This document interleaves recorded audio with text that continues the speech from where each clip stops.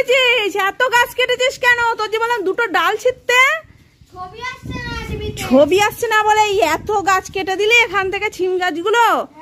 ওরে, আর কি দিয়ে কাটছিস? ওরে ওই লঙ্কা কাটা কাইচি দিয়ে নাকি এত গাছ কেটেছে? কি কাটলো? এই ভাই কেটেছে নাকি দাঁত দিয়ে? এই তুই কি দাঁত দিয়ে কামড়ে কামড়ে কাটলি? হ্যাঁ দেখো নাকি কাইচি দিয়ে কাটছে। কাইচি দিয়ে কিচ্ছু কাটা যায় না।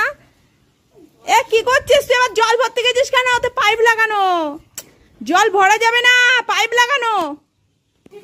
ওই দেখো ওর নাকি কাইচি দিতে হবে, এতক্ষণ কাটতে পারিনি, এখন ও কাটবে।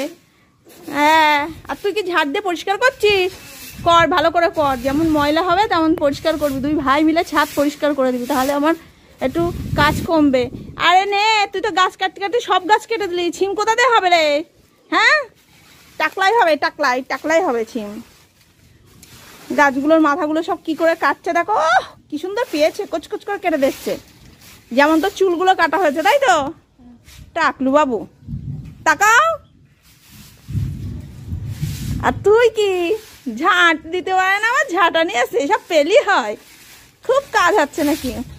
ওর বাবা, চল চল, কাজ করতে হয়, কাজ না করলে কিচ্ছু হয় না। দেখি দেখি একটু দেখা কেমন শক্তি আছে। শক্তি